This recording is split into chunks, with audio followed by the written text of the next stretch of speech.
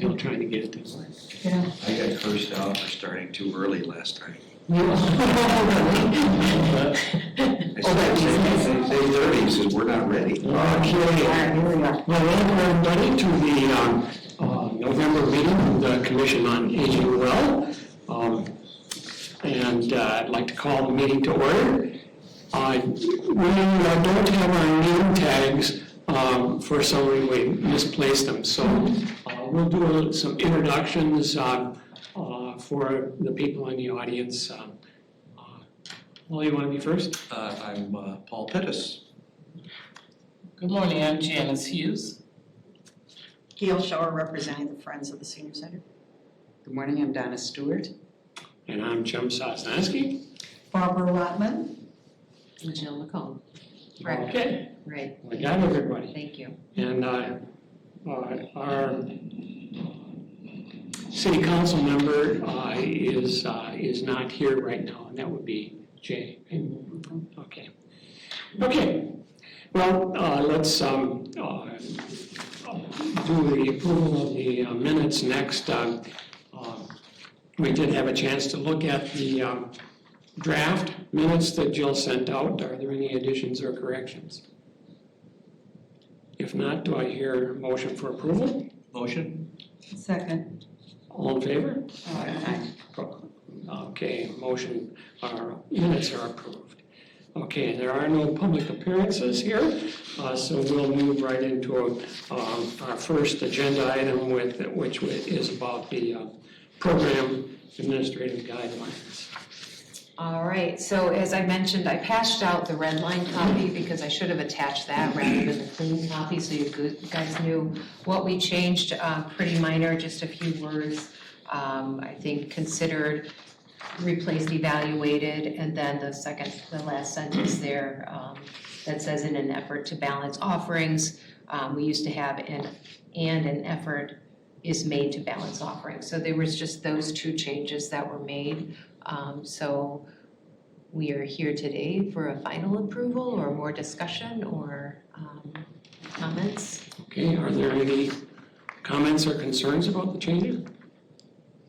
Well, I think it reads very well. It's very clear, and I think it covers all the bases.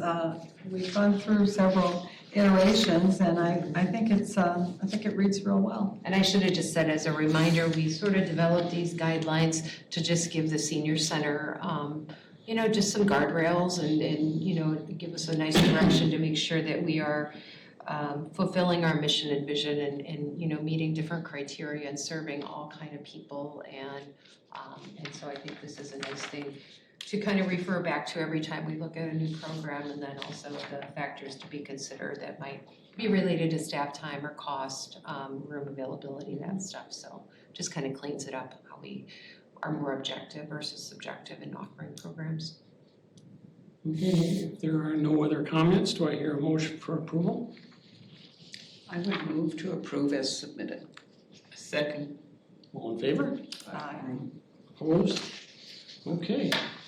The program administrative guideline is approved. Okay, next we'll take a look at the advertising disclaimer. Okay, so I talked to the city attorney about advertising. If you recall at the last meeting, we talked about this because we had someone come forward interested in advertising, and it was a personal business of putting together furniture, and we hadn't heard of this person, and we just wondered, is this an appropriate, should we vet them? We just didn't know. It's kind of the first time, a business that we weren't aware of, like the businesses that are in the newsletter that we know and have worked with in the past had come forward. So we thought, should we be having some sort of policy in terms of who gets to advertise in the newsletter?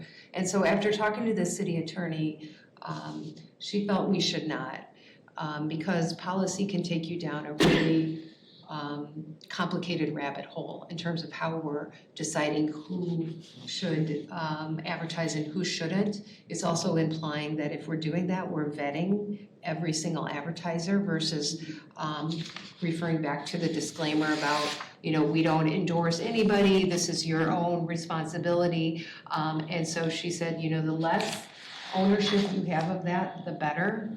And so that was her recommendation. And I had shared, we talked about a suggested policy. And so right now at the bottom is what we have on the inside cover of our newsletter. You can see the city makes no claims or representations, no warranties or implied regarding any products or services promoted, sold, or offered by any group, organization, or business. That's pretty clean cut. It says kind of do your own homework if you're going to use our advertisers. We put forward, Paul had a nice suggestion, and I shared that with him. It's kind of the opposite, Paul. The community advertisements in the senior center newsletter will strive to promote an organization's products or services. She felt that sort of implied like we were promoting their products and services, so she was like, I would not include that first statement. But she did like the second statement that we could also include. I don't have you okay, Janice? Or you have any candy? Okay. So her suggestion was take she liked the advertisements deemed to promote political activities and agendas will not be accepted. And then somewhere in there too, the senior center does not discriminate on the basis of race, color, national origin, age, disability, and sexual, and on and on. But I don't know if that goes underneath like an advertising, a disclaimer that maybe that's a separate disclaimer, or does it kind of get related to a senior center advertising policy? Because to me, that's sort of an overriding, like we don't discriminate against people, all are welcome. Why wouldn't we want to, I go back to the first sentences, why would we not strive to promote an organization's products and services for the benefit of newsletter recipients? That's what we do, that's what it's about. Right, but I think now that because, say, an advertiser comes on board and maybe we're not comfortable with it, but we can't say no, we don't have a policy, and it's just kind of on the border of, I don't know if this is a service that I would probably use. So she felt like that was saying we endorse the products and services advertised in our newsletter. But that doesn't necessarily, that implies like if we endorse them, we must have vetted them, or we feel that they're a comfortable organization, they're safe to use. And, in all my years, we've never had any issues with this, but this one triggered us to just pause because, we don't, if a person, an individual that we don't know, do they have liability insurance? Are they gonna come into somebody's home to put together furniture and, take something? I don't, you know what I mean? All kind of things could happen. And by us saying, we strive to promote these products and services, she felt like that indirectly was saying, we feel safe, we feel good about them. So that was her recommendation. She wasn't comfortable with that. I'm not sure I agree with the recommendation. But. Yeah. Any other? I think it's good. Again, everything we're doing, we can take our time and just keep weeding it out. I was uncomfortable with the word strive as well, because I felt like it did indicate that we endorsed the product, and also promote, I thought also indicated that we were trying to support that business rather than just offering them an opportunity or a billboard, so to speak. And I get that what we're saying is the products and services are geared toward or marketed to an audience that we think can benefit from these services.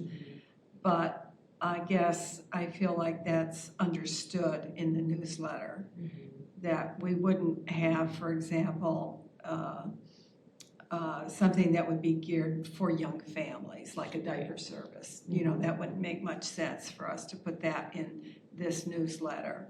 But I did think that the current policy should remain, that we're not endorsing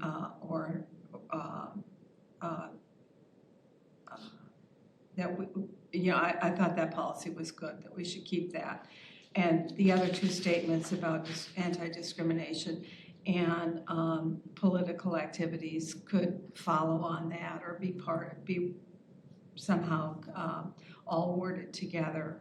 But I was uncomfortable with the first sentence.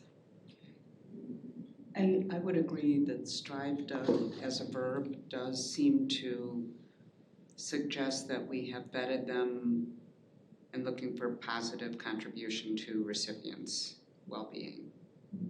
So either a different, I don't know if we strike that all and then embed, just what you were saying at the end, embed the last bit with the current and go.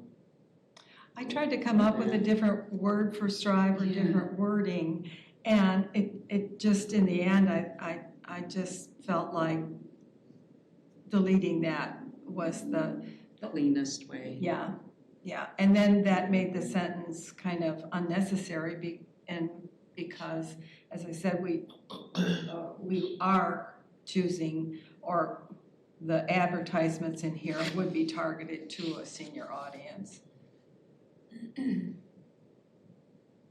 Further discussion? So I think what I'll do is I'll clean it up. I still, go ahead.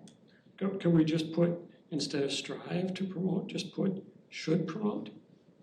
And that doesn't, I think that takes the vetting stuff out a little bit. I think promote is still, for me, promote would still seem like we are behind it. You know, in this litigious Promote society. right there, not strive. Just, I mean, in the end, I probably would have to follow the attorney's recommendation, but I can, if I had a real strong argument. I think personally, the cleanliness of the bottom one, it just is real clear cut, but I do like the advertisements deemed to promote political activities and agendas, because we easily could get a candidate who would like to put just an ad and vote for me, so I'd like to add that. Now, the center does not discriminate, that sentence, that's almost more of a citywide sentence, and so they have a policy such as in their handbook, so I'm gonna look back and make sure that whatever we would put in there is reflective of the city. Because that's sort of, an overriding policy, not just our department, so I'll add that in there. So I'll clean this up a bit and figure out where we put the center does not discriminate on the basis of race. I'd like to include that somewhere in the front cover of the newsletter when people just kind of get the basic information right in that inside cover. Could you put it with the mission and vision statement somewhere? Possibly, yeah. Just another line in there? Look around and see kind of where other places might include that, so, okay. So I'll bring it back next month. Sounds good. Thanks. That's it. And a discussion. Are these the rates that David? So these, I'm sorry, I should have, so in front of you is what Dave, when Dave was here, this is his, he wanted to share this with the commission if you have questions, but, we would give an advertiser something like this, turn it over, and then there are the rates, yeah. Is that per month or per year? That's per year. Yeah, that's per year, 12. yeah. So it's $200 for 12 advertisements. Right. And most of them do the online, so it's really about $300. If they want to do just an insert, they have to supply we're at about 950 copies, so they have to supply those and then pay us $150 to put them in there. And then the advertisers also get the free promotion. with a captive audience. And then, we'll be discussing, and I'll bring back, going out to businesses and looking for business sponsors for maybe one-time programs or events. So maybe we want to offer a special class for free. And we go out to the businesses and say, would you be interested in sponsoring this event? It would be, so-and-so speaker brought to you by Oak Bank or, Fitchburg Family Pharmacy or any business. And that we identify some of our bigger events through the year and say we'd like for a company to sponsor this, or maybe Easy Yoga sponsored by Interim Health, so they get that sponsorship recognition. They give us $500 to pay the instructor, and then we can offer a class for free. It's just a nice kind of partnership to promote activities and maybe offer things. Either it could be a sliding scale or it could be for free. So that's something I want to explore. Would there be any problems where you went out and actively sought a sponsor and then after the fact some other company comes in and said, wait a second, you didn't ask me? Sure.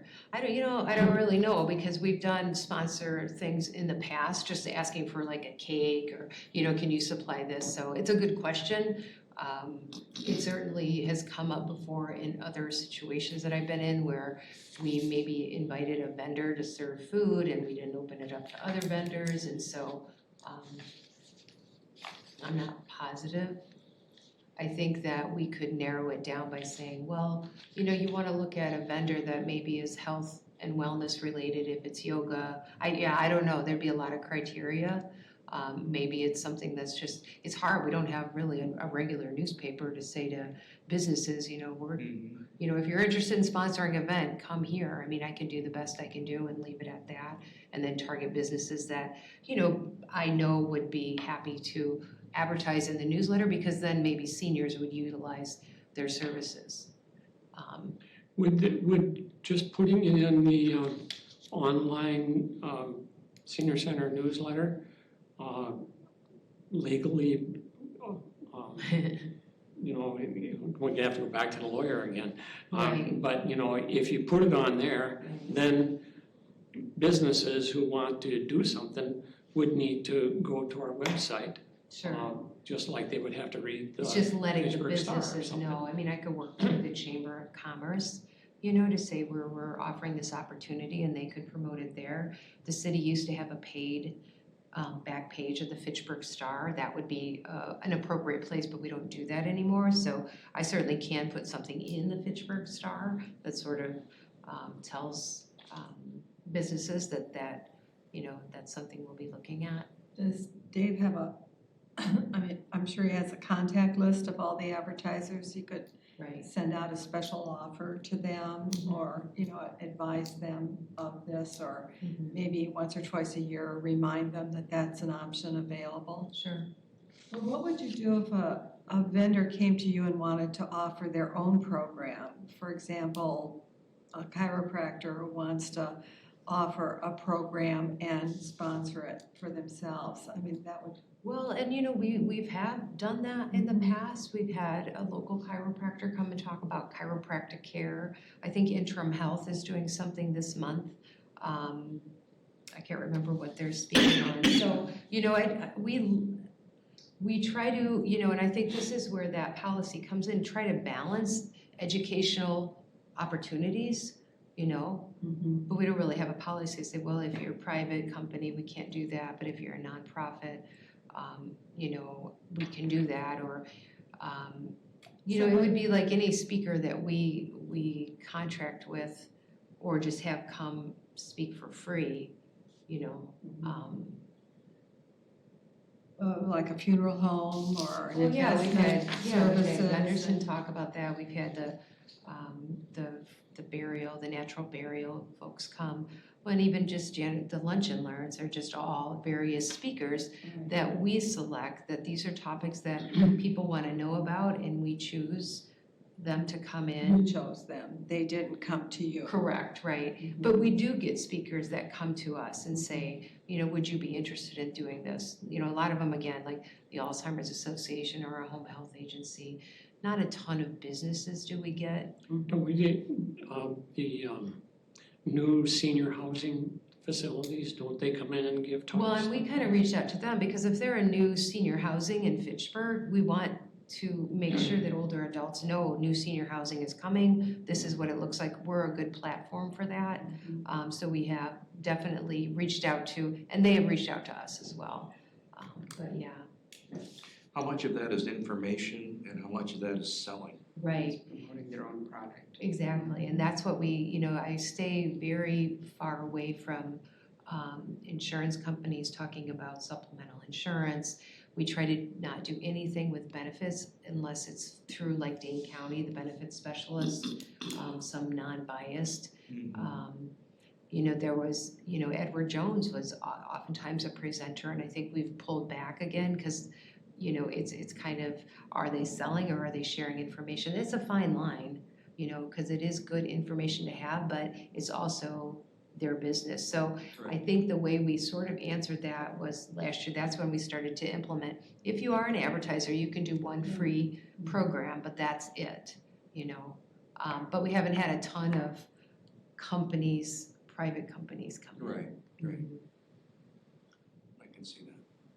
Do you have any kind of speaker agreement where they would agree not to proselytize or promote their product? Nothing in writing, Uh-huh. something we discuss with them Coach like with this, them. but an agreement could be something we could develop. But More Most paperwork. most people probably understand that. Yeah, I think so. I mean, and maybe simply making that statement at the beginning of the presentation, again, your yeah, non-disclaimer and, Right. And introducing the speaker and saying, and they have promised. Right. Kind of put them on notice that this is not the time or the place. right, Obviously, there's going to be some selling involved because if people like what they hear, they're going to want to, Right. they may want to follow up, but that would be on their own. exactly. Yeah, It's a fine line, I think. it is. I've never felt like we would have, I've never recall a speaker being, completely pushy about stuff. We tell them they can't take people's names and, we've Yeah. had, Do have a policy on right, that. we've had speakers ask for that and we say absolutely not. Yeah. If somebody comes up to a speaker after, and again, that's personal choice, it's the same as the advertisers in the newsletter. That's really on you as an individual to decide what you want to do, who you want to trust, where you want to, give your business to. That's not up to us to decide. And I feel that same with the speakers. And again, no, you may not have any sort of list of people signing up, any kind of contact information. That's not what you're here for. But if we eliminated a lot of that, then, it's, it'd be like, the Hy-Vee dietitian, she wasn't promoting, she was talking about healthy eating, and then she was talking about services available at the local Hy-Vee, which are great services. Now, take it or leave it, some people took the brochure, some didn't, but really helpful information about services offered through a local business. So, yeah. So more to come, in terms of the sponsorship stuff.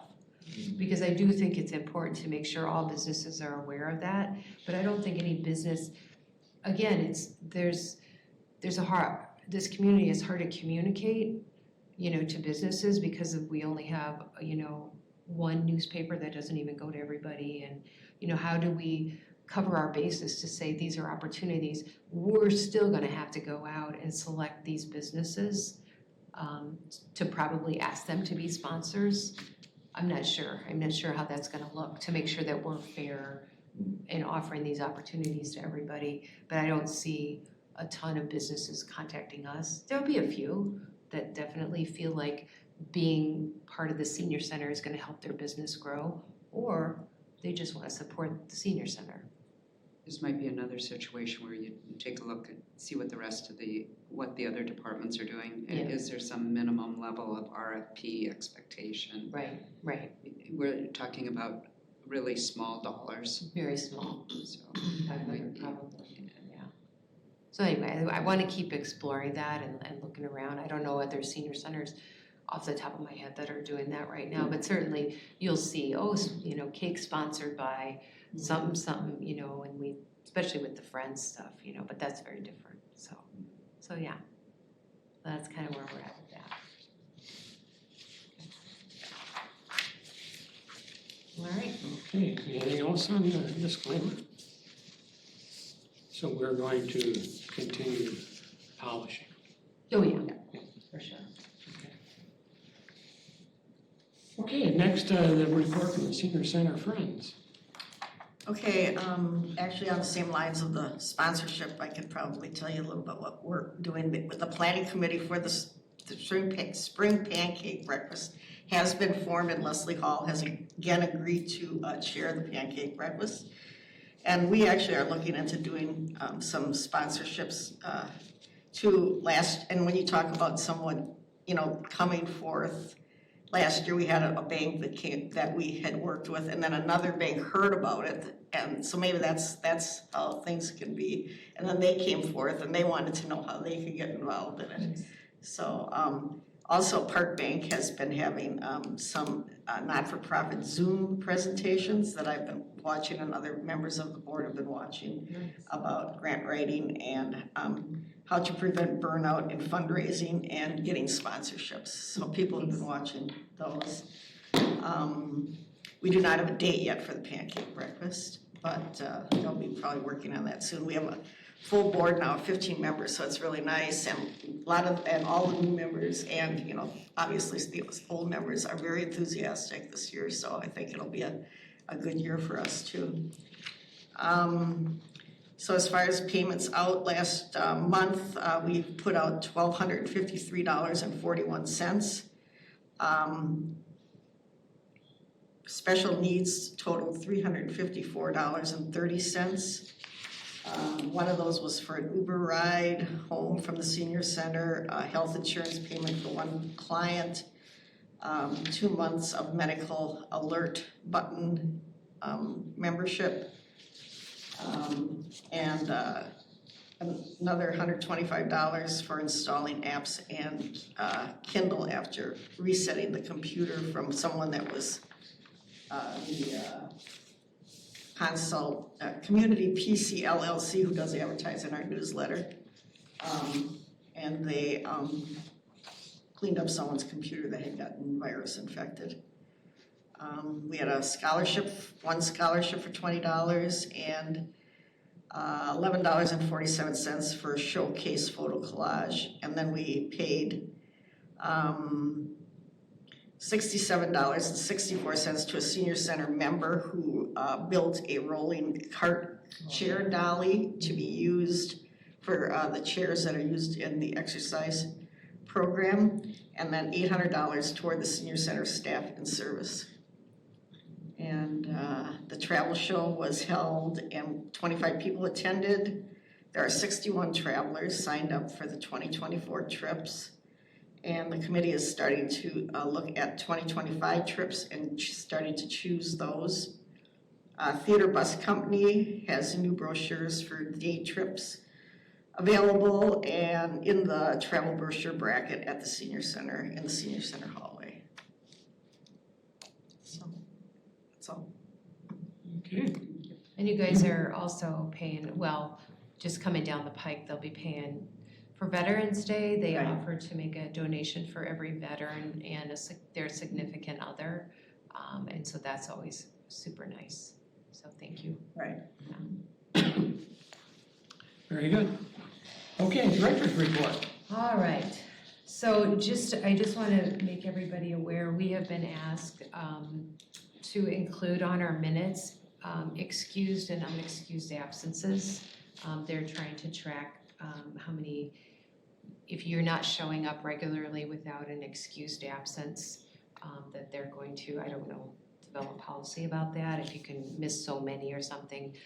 And so if you start to see that, I used to include that, and then someone said, you don't need to do that, you were just absent or you were here, but now they want all committees or commissions to include absent with excuse or absent unexcused. So if you see that, that's why. I'm not picking on anybody. We have our Veterans Day event tomorrow, which is one of our bigger events, and we have the 5th and 6th graders from Eagle School coming.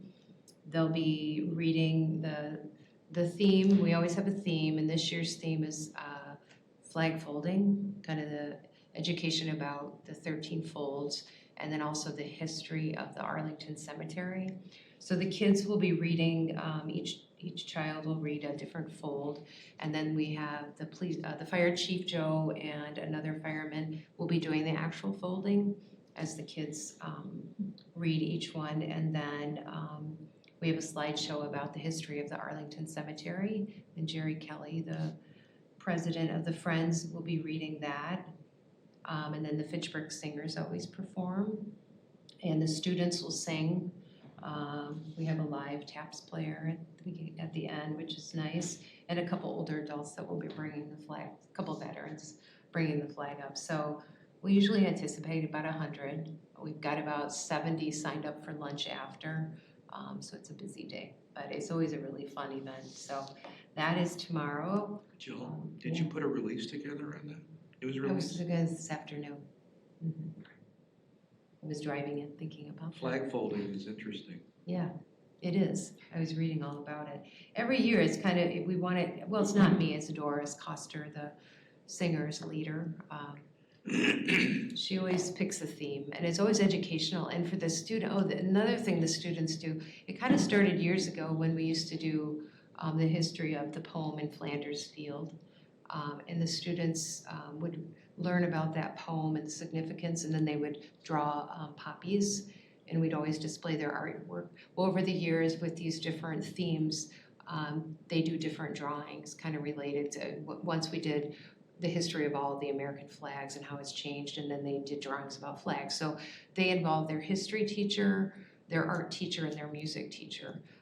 This year they decided to do self-portraits and then write something to veterans, like thank you for your service, or whatever Veterans Day, whatever they would want to say to a veteran, a 5th or 6th grader. So I'll be putting those up this afternoon, and then they'll be up on display for about a week. But it's really fun to see their drawings and how creative the kids are, so that's kind of fun. So for the kids, this partnership is always really educational, and it is for a lot of us that attend as well.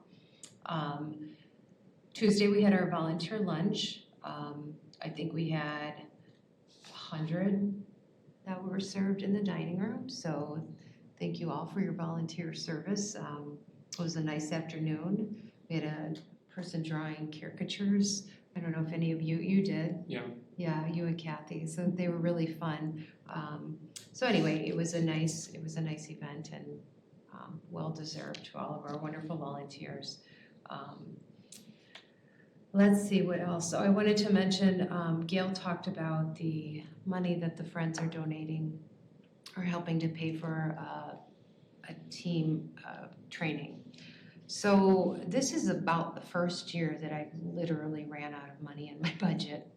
I'm really pretty good about, just kind of using what I need and getting what I need, and at the end of the year, I'm pretty well balanced, unlike my checkbook at home.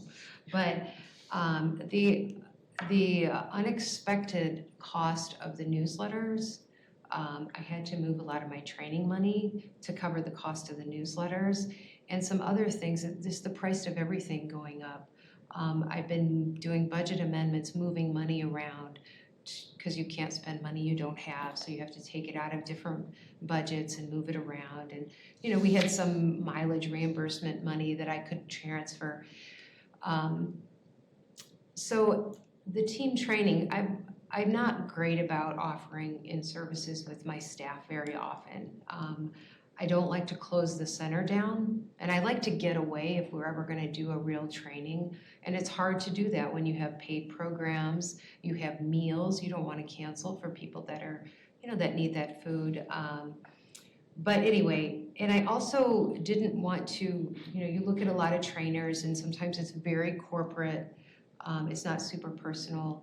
But I found this woman that was highlighted in the Cap Times about a month ago. And it just really spoke to me what she did. We're a really tight team down there, and we have been for a really long time.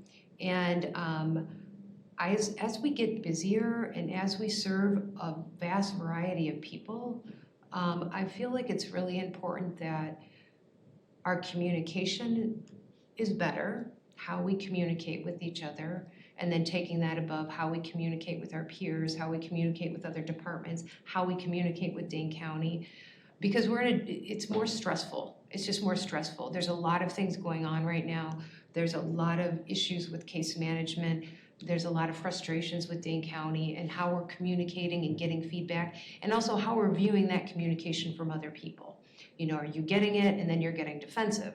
Or, you know, are you looking at a bigger picture? And just sort of looking at ways that people are people and why they say what they say. But it was more about that kind of communication, and then kind of following with some conflict resolution.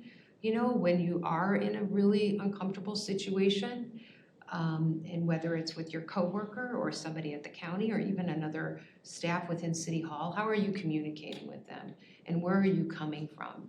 And I had a long conversation with this trainer, and I just really liked her. And so anyway, I wanted to hire her, but I didn't have enough money. Because I'm out of money. I'm literally almost out of money. Even I was like, don't get your staff calendars till January. You know, there was just certain things. Now I do have some legacy funds that I could have used, but I didn't feel like that was an appropriate use of my legacy funds. If people are giving a donation to the senior center, I want to be able to use those monies for things like a patio or something that really impacts the larger whole. Certainly us being a better staff impacts, but I just felt like that wasn't an appropriate use. And I didn't want to wait until next year because I'm impatient, and I found this woman. So anyway, I am appreciative of the friends that they are helping to fund this speaker. And so we will be doing an off-site team training on December 5th, just from like 8 to 12:30. And luckily, we have Jim's wife, Kathy, who's going to cover the front desk. Kathy's worked at the front desk as a volunteer for years, and she can answer the phone. She just kind of knows the system really well. And then in the afternoon, we have another city staff person that will cover.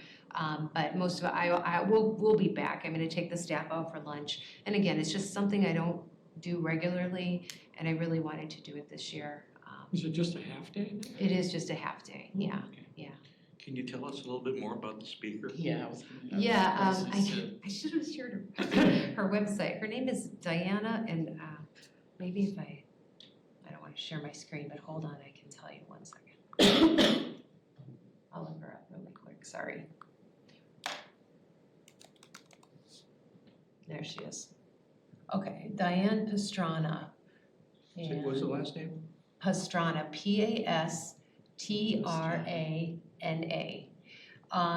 She does a lot of diversity and inclusion stuff, which she'll also bleed into because we have a very diverse crowd and we're working towards that, right? I was just going to ask questions. Oh, yeah, around yeah. So that's some of it too, in communicating to different people, you know, and understanding the diversity of people and where they're coming from.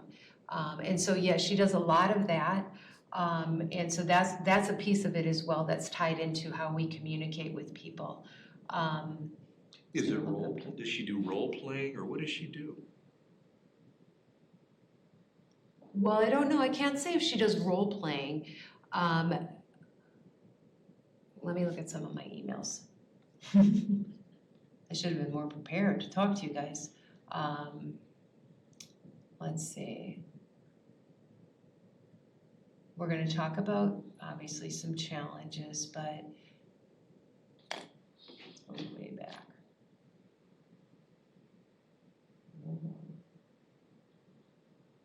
I mean, all trainings on communication don't always do role playing. However, there's definitely a component. I hope she has a strong component on the needs and communication. Everybody has different needs. And then my other question was related to the diversity. You know, I get the part about you being able to talk to each other and how you guys have been together for a long time. Right. However, the center, the people that come to the center today has changed Right. tremendously. And so there is definitely a strong need in how do we talk to, a diverse population that's now attending the center as well. Right, and that was sort of what drew me to her, because it didn't feel like a corporate, like, we've had some online trainings that we're supposed to take here through the city. But this woman, that's what she specializes in. And her company is called Defyne, DEFYNE. And I'm happy to share that link with all of you guys as soon as the meeting is over. So it talks about, you can go all kind of directions. She can talk about, conflict resolution or leadership or that kind of stuff. But that is where I was coming from, Janice, when I first reached out to her was, we're seeing just different issues, and I don't think we completely understand where, even us as a staff, where each of us is coming from and what we're bringing to the table, but also the clients that we serve and how we serve them. Not so much in programs, but how we communicate with those clients and how we be respectful but again, taking a moment before responding to say possibly, because it's not uncommon for clients to get irritated with us for reasons that are appropriate or not.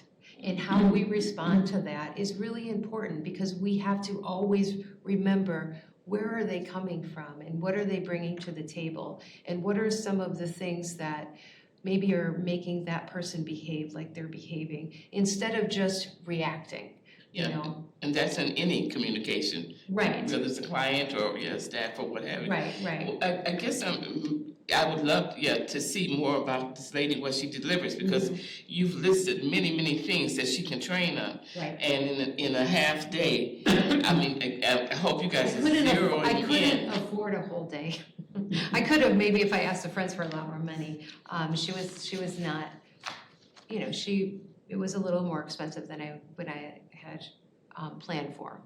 And so, but yeah, I don't disagree. We don't have, and she knows that, we don't have a ton of time. And so right now what we're doing is we're fleshing out how we're narrowing that down. So I met with staff yesterday to say, this is sort of what I'm thinking. And then we're going to define, tell her, this is what we want to get out of this meeting. So, yeah.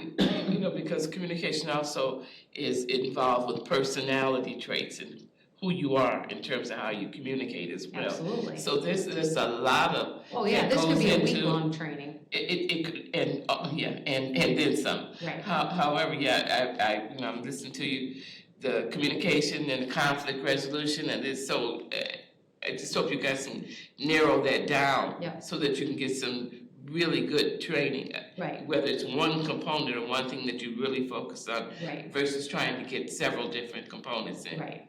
And I think that, if we leave and we're like, she was amazing, and we want to continue on with this segment, then I can do that next year, because my budget is, back to full force.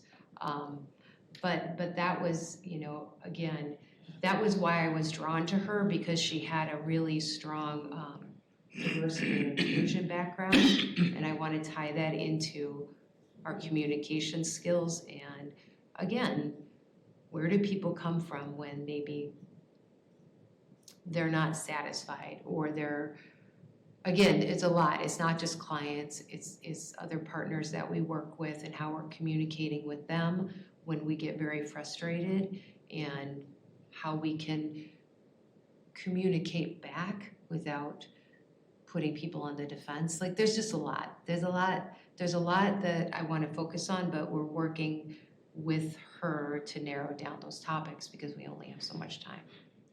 But it felt like it wasn't going to be a canned presentation. That sounds like you're doing your homework.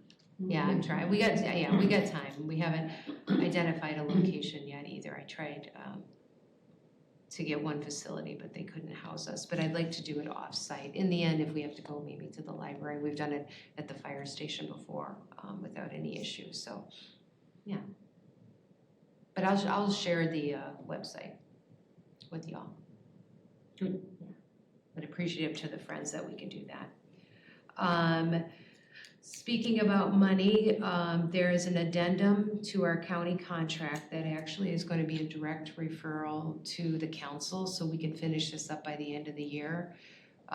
If we were to refer it out to you guys, we wouldn't get this done until January because of the time it takes to refer out, come back, have a discussion, refer back to council. So I asked for a direct referral saying that I would share with you why there's an addendum. So in the beginning of the year, we got $141,000 from Dane County. The line items that I see from Dane County in our contract are case management, nutrition, home delivered meals, and then we have a line item for medical assistance case management. In late August, the county called me and they said, we gave you $12,250 too much. And I said, what?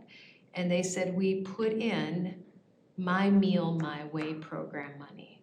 So last year, the county asked us to pilot the My Meal, My Way up at Hy-Vee. And how that worked is they give you the money and then you have to pay Hy-Vee with that money. So they gave us that chunk of money. We only piloted it until July, and then we discontinued the program. It wasn't effective. It wasn't popular. So that was that.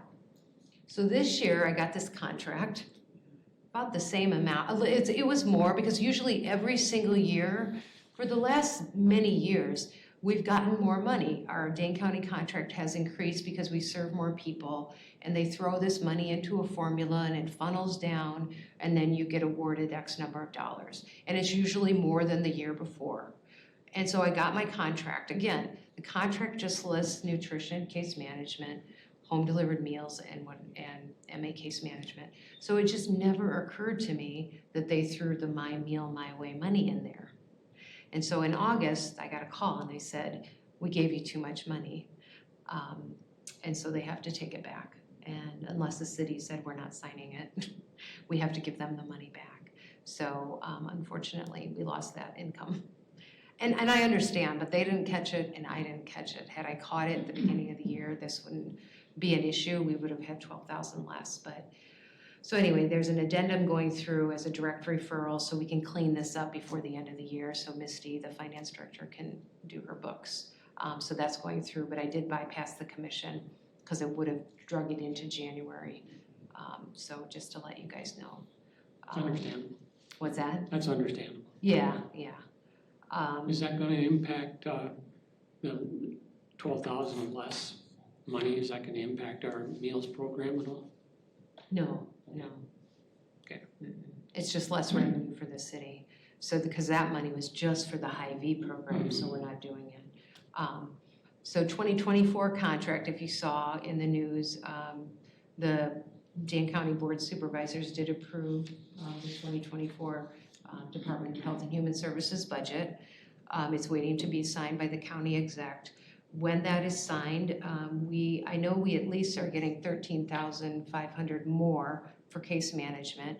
I know we're getting some more for nutrition, but I don't know how much. And then also there was a COLA, cost of living increase at 7%, which I'm still unclear if he'll sign off on that. But we are considered a purchase of service provider. So if that's the case, we'll see some additional funds with that COLA increase. So that will be good. It'll make up for this year's loss. So I suspect we'll be around the same, between 140 and 150,000 from Dane County. So that's where that's at. And then the city budget should be approved relatively soon. We did Nobody took the transportation money out at the $7,200 level. So I've already reached out to Transit Solutions about doing a side contract with them. It would be a contract through the city. And so thinking about what programs are we gonna target, what programs are we maybe gonna create for that additional transportation, and hoping we can get something going soon. So working on that. We will be putting up the holiday tree this week, actually. And that holiday tree is, it has people's names on it that are either low income, that maybe have no one around for the holidays, that might not get a gift. And we ask folks, and then the caseworkers, the social workers, many of their clients that maybe don't even come in here, most of them, we'll ask for a list from them of what they would like for Christmas. So on that holiday tree are little name tags or tags that have, mittens or an electric can opener and various items that people might want for Christmas. So Amy started that many years ago, and it's a really great, fun thing to do, and the gift tags fly off of that tree faster than we can put them on there, because it's a very generous community. So we're gonna put the tree up and decorate it next week, so we can get the gifts back early December. Jill, Yeah. question. How do you determine low income? We kind of go by the poverty levels that the county does, like, it could be 30, we, for case management, only report to Dane County for our case management funds, those that are 240% below or above the poverty level, and that's about 30,000. So that's kind of what we go on. But if we know somebody who is alone on the holidays, and nobody's gonna stop by or give them a gift, we'll also do that if they're over that income limit. But it's pretty rare. Most of the folks on there are under the 30,000 mark and below. So is it more specific as it relates to the clients that come to the center? Or are you going out to Oh, yeah. a larger community, the apartment buildings? Well, how are you? Well, like I said, the case managers, we have a lot of clients that don't come here for various reasons. So those names are put on the tree right away when the case managers talk to them. And so, it's not just lunch people. By far, it's not just lunch people. It's a lot of people within the community. But it's through the case managers. It's not to the general public. Well, I think people is what will- you're asking. Oh, right? no, that's not what I meant. I'm more so through case managers, but I'm saying, are they going out to the Yes. senior apartment And buildings? people will self-refer. Yeah, They call- okay. Yeah, they call themselves in and say, could I have a name tag on there? So, for And sure. in an average year, how many individual gifts do you end up giving out? I think 50 maybe, certainly we could do more, attract more, but I think at this point it's about 50. Mhm. I'd have to Just curious. ask Amy for sure. I know there's already a stack down there of people just that they know it's coming, and so they've already submitted their gift ideas, Mhm. I was just curious. I feel like that tree has more than 50. You think so? I could be wrong, I could be wrong. It gets full up, doesn't it? Yeah. And then they just disappear. Right, Yeah, so it could be, I'll ask Amy. Yeah. Doesn't she keep adding Yep. names too? Yeah, absolutely. We'll add names throughout until maybe the first, second week of December, because again, they go pretty quick. So, it could be more than that. yeah, it just seems like there's more. Right, so that's kind of nice. Other program stuff, Janice's Lunch and Learns are going great. We did have Hy-Vee here last week, and then next week we have James Bester through the UW Alzheimer's and Research, through the School of, isn't it? School of Medicine. UW, yeah. Mhm. Yeah, so he's coming to talk about brain health. I think we're getting about 30, Janice, for lunch-ish. You mean in an average? Yeah, It's been 25 to 30. 25 to 30 Yeah. individuals come, Yeah. And it's getting better, we're learning, it's Right. yeah, We tweak it every time. yeah, absolutely. Yeah. It's a great idea. Yeah. It's really, Yeah, it was a great idea. It is a great idea. So Janice is already thinking about next year. And clearly for all of you, if you've got suggestions on speakers for next year, we're putting that together right now. Open and love to hear it. We've got individuals, clients at the center that's coming up and saying, hey, I wish you could, bring somebody in and talk about this, or I need to learn about this and that. So if you've got some thoughts and ideas, let me know. Or if you want to participate, we're welcome. Come, I'd love to have your help. So it's great. Janice, do you want to bleed into how those couple speakers are going to do the programs in Spanish? Oh, yes.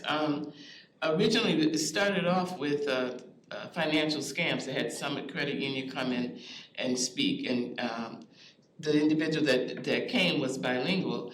And then we also had the mayor come as the second session that we had.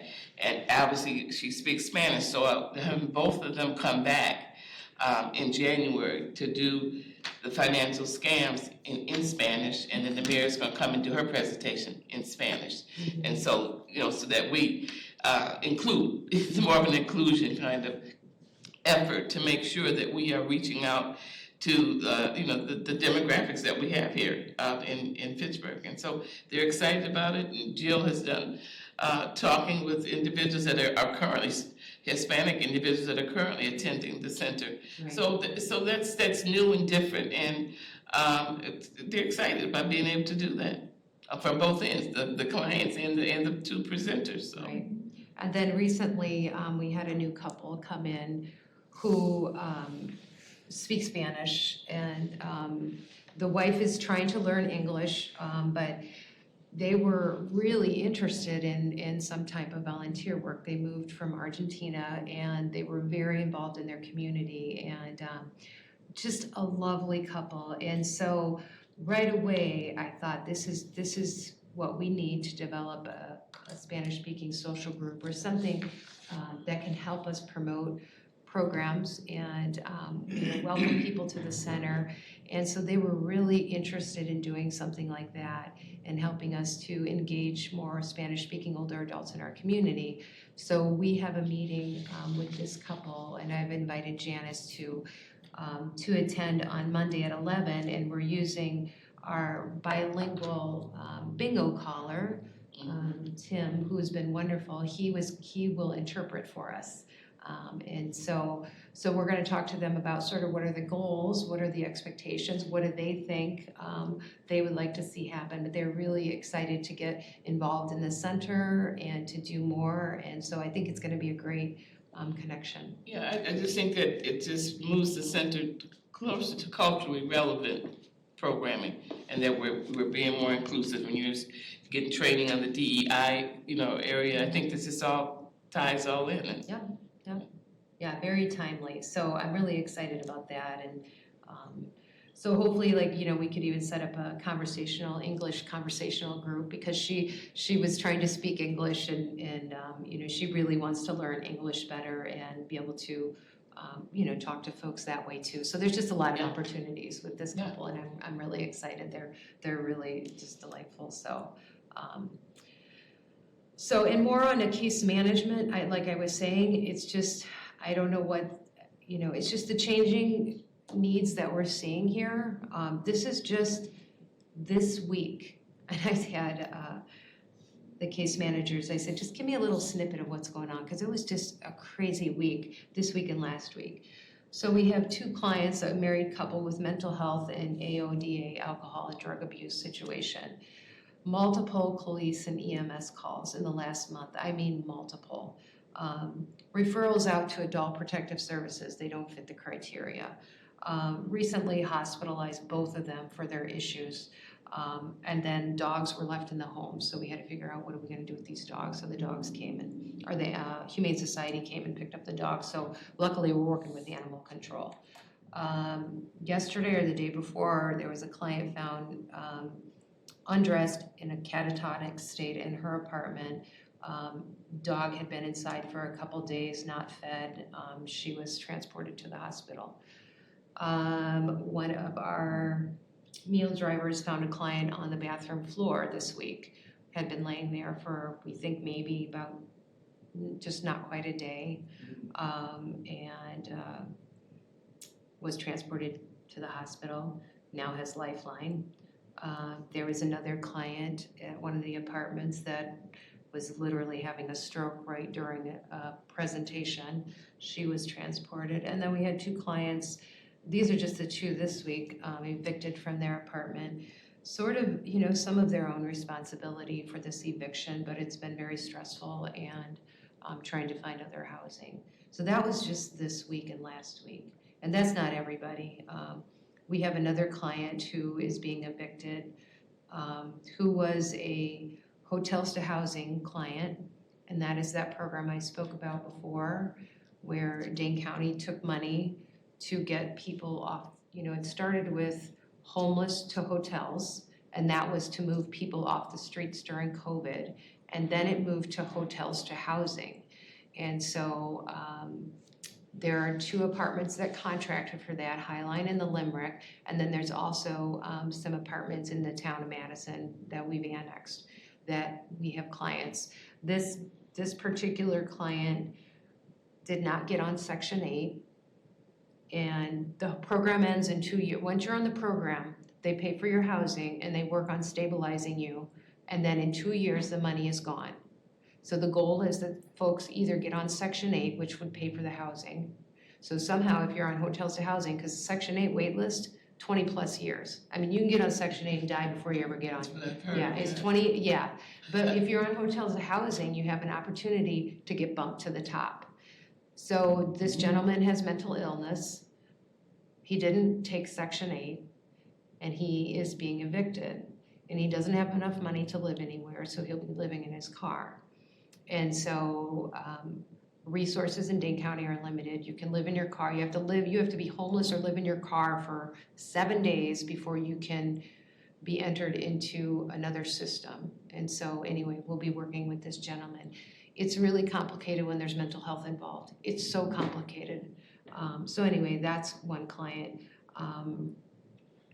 And we had another client who was recently evicted, but they did get stable housing. So just trying to work with folks and work with other agencies that are paid to set up the stable housing.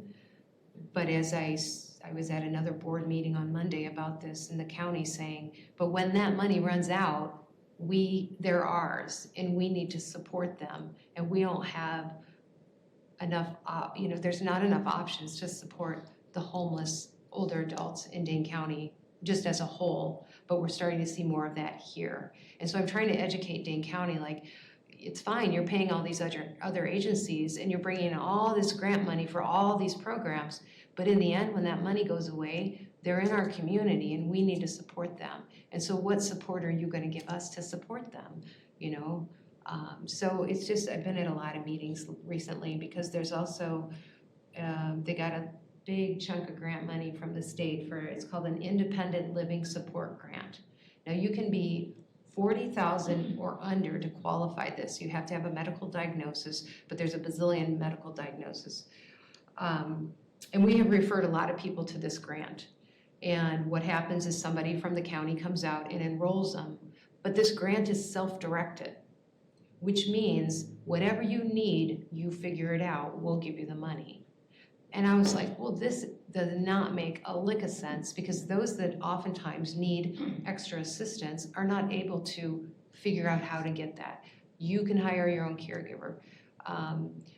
Somebody needs to build a ramp, you figure it out. So where are these clients coming now? To us. Now they might be we referred them, they're already our clients, but now somebody's being paid to enroll those folks in this program. And then that's all they do. It's a stack of papers like this, and then they're done. And so I reached out to the county again, and I said, listen, this is crazy that you want to offer all this grant money to folks, which is amazing, but they need help to follow through to make sure that they're using the grant, they're able to use the grant money and put those services in place, or hire a caregiver, or do a hoarding clean out, and access all that information. So now we are doing even more. So I have got the okay that we can actually bill and generate additional revenue by helping people from this Independent Living Support Grant Program. So I'm working on that now. because it's a lot of work.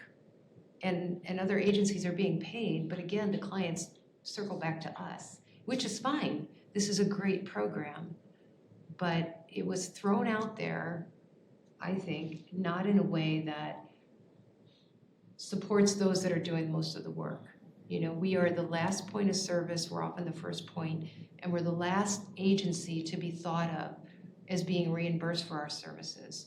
And so I'm working on that. It's a great program, and we've referred many people and still refer. We can keep referring. They just started enrolling people in September, and I think we've got, I don't know, now 20 or 25 that are just getting enrolled now, so they have to come out and meet with them. So the program goes on for a couple of years. So anyway, that will continue to grow. So someone determines that they need a ramp. Does this program give them the money up front, or do they reimburse them? They'll give it to after them the- up front. Really? I think so, yeah.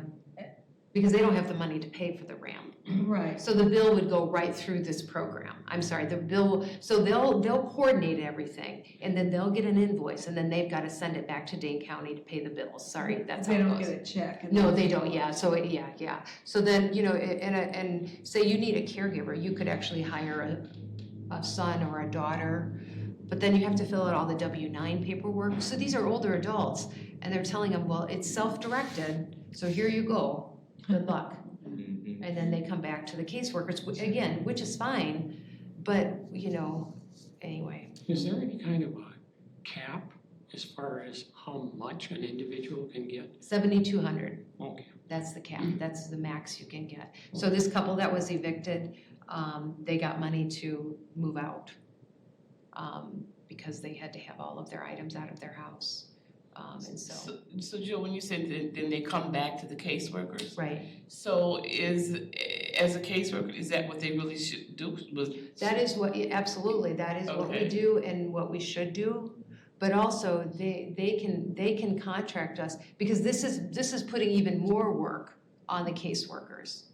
And there is a lot of money out there being paid to other people to manage and support these clients, but they're coming to us to support the clients. And so I was like, well, you know what, if we're part of that system, why would we not be able to generate revenue? If we're going above and beyond with a grant that you accepted, then I think it's appropriate that it's okay that we say, you know what, we spent X number of hours trying to set up a ramp, because they wouldn't have had a ramp had they not had this grant. So it's okay to say, okay, then, you know, we're gonna bill for that extra time that this grant has kind of added to our workload. Is it adding new clients as well who Oh, might yeah. then need Yeah. additional Right. services? Right. You know, like Belleville, I mean, this isn't just it's not just Fitchburg, Belleville, because they're such a small agency, she said, we're not even referring people because we don't have the time to help them set up services. Like, we don't have the time to do this. So do you have permission through the duration of the current grant to bill for your services? We still have to work it out with Dane County, they're like, okay, you can be a contracted provider. But I'm also trying to raise the awareness at Dane County, how much, it just wasn't like that 10, 15 years ago. You know, they just think of senior centers as, oh, there's just a lot of fun programs, and yeah, they do outreach and case management, but it's so much more complicated now. And I'm trying to just raise some awareness at Dane County that we are a strong service provider, and when they don't get into Journey Mental Health because there's no diagnosis, when they don't get into APS, Adult Protective Services, because they don't meet the criteria because of the state statute says they're their own person, you know, they come back to us. Amy got 3 different officers calling about a client, same client, that we can't do anything with because they're their own person. But, you know, so we get the police calls to say, what are you doing? And the county says, we can't help them. So it's just, this is the new norm. And I'm just figuring out how we can move forward and serve the people to the best of our ability. But, you know, we get more money, then maybe we hire more social workers, you know. So I'm just starting to kind of lay some groundwork. A question, is there any way that we just had the appreciation dinner for all the volunteers. Is there any thing that a volunteer group could do to help relieve the load for the social workers? That's a good point. That's a good thought. Same thing. I mean, if, you wanna go clean somebody's house, or, I mean, you are talking about a lot of paperwork and filling out forms. well, and they stuff like feel, that. yeah, it's the, so, the county will sit with them and say, here's your forms, and they'll work through them. It's the after, setting up the services, or hiring a caregiver, or finding resources to put a ramp in, coordinating transportation. Who do I call for hoarding? Now, not all of it takes a ton of time, but some of it does. What a person moving out who has mental health and doesn't even understand how to hire a company to move them out, we're gonna do that for them, as we should, Go ahead. But to his point, which I believe is a really good point, there's a lot of things that a volunteer could do to help a social worker, whether it's phone calls, whether it's filling out some, calling for cabs, or, whatever. There's a million different things that you refer to that social workers have to do. That would alleviate a little, some of their time to be able to focus on things that, that doesn't require as much time. I can sit and I can make phone calls. I can fill out a form for them. I can do some of the things that, that takes away a lot of their time. I just think it's a great idea. I have to think about it. I understand what you're saying, but there's a confidentiality of, getting involved in somebody's life, and then, it sounds easy, a phone call, but then what happens is the cab company didn't show, and then, you know what I mean? Taking the social worker out of some of that loop sort of ends up sometimes being even more work. But I understand, I can keep in mind your offer. I'm not thinking of a great situation except for somebody like, oh, there's a friendly visitor, or like we have volunteers taking people grocery shopping, or that kind of stuff, where it's not sort of really involved in their lives. I understand. I have to give it some thought. Yeah, because, so I clearly understand the Yeah. confidentiality piece of it, no doubt about it. Yeah. But I think it's worth taking a look at it. that's what I mean, yeah, thinking about it, And like, seeing, how can we help right. Dane County, because I don't think we could necessarily get Dane County to turn around and say, yo, yeah, No, but so I just think it's a good right. thought. But I am trying to get Dane County to say, if you're gonna funnel this money to other agencies, so here's another example, and I know I'm talking a lot today, but I'm feeling really frustrated because I wanna get in front of this, because it's not changing. The more housing we have here, that is affordable, we're serving a vast variety of clients. And I just feel like we are a reputable, focal points in general, do a lot of work at the ground level. This is what we ran into the other day, and I just learned about this in this housing situation. Limerick, right down the road.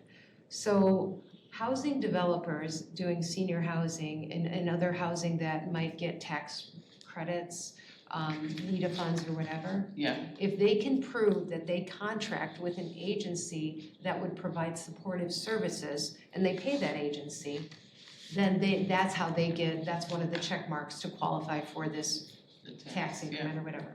So one of our social workers was over at the Limerick last month, because she goes there often. She has office hours once a month, and then she's there often because we have a lot of clients there.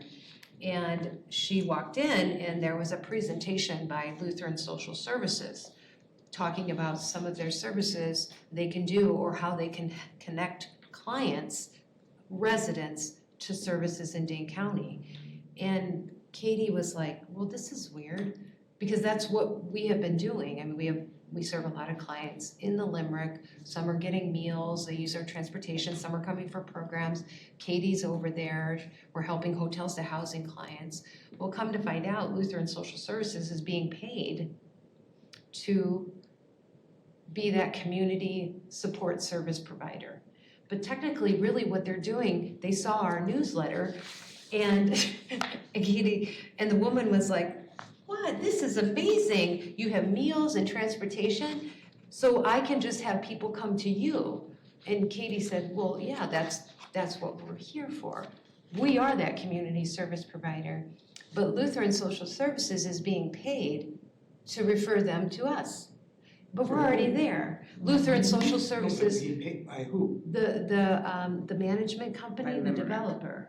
Because, so this is a new opportunity that I just learned about. And I was like, this is what we do. So Lutheran, and I'm not picking on them, this is something new that I've never heard of.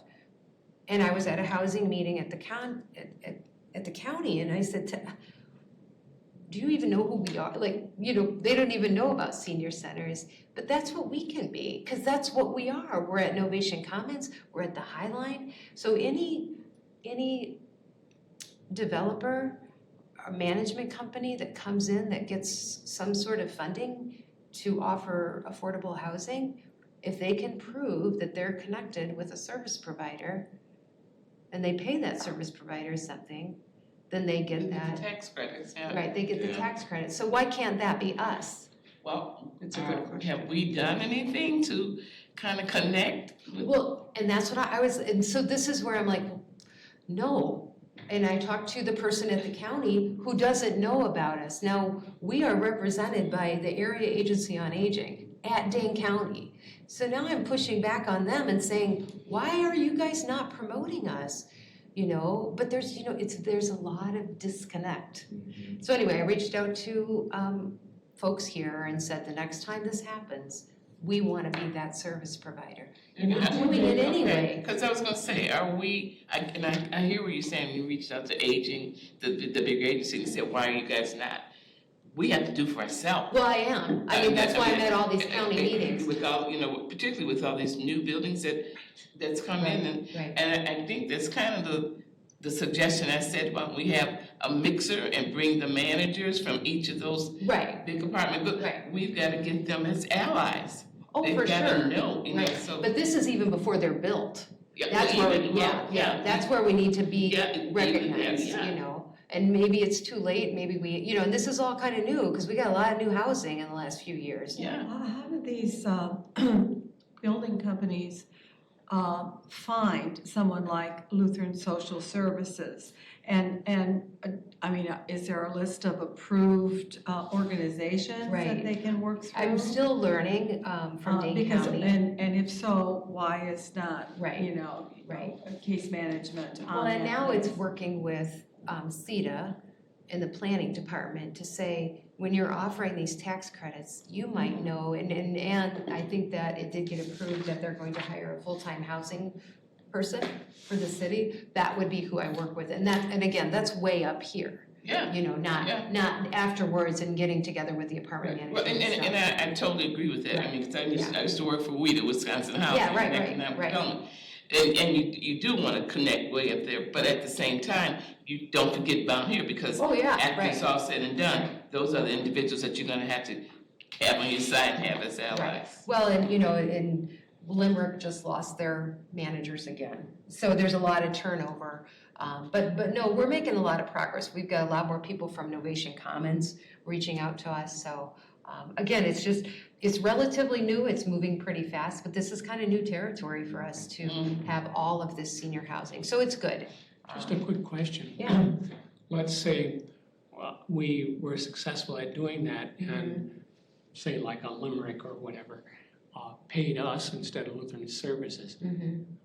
What do they pay? Do I they know. pay for social? I want to say workers that or they salaries, or- no, I think they give them a check, there's probably an agreement, like you need to go over there X number of hours a month and provide, connections to services or whatever. I still have lots of investigation to do. I tried to set up a contract years ago with an apartment, just like this, like if we can go in, we can work with you and provide all these services, but it was a different situation. But just trying to explore options, because again, the county thinks of senior centers like everybody else does.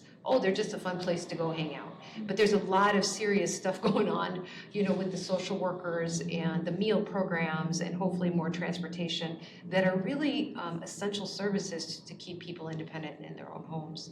And so I want the county to better recognize that, and the city, and to be able to promote that within the community. Now, there's gonna be that catch-22 where we need more staff. But if I have another revenue stream, then I can go to the city and say, listen, we've increased our county stuff, we're doing some of these contracts, or maybe nothing at all happens, but I have to at least explore these options. I was gonna ask you about, being able to handle. Right.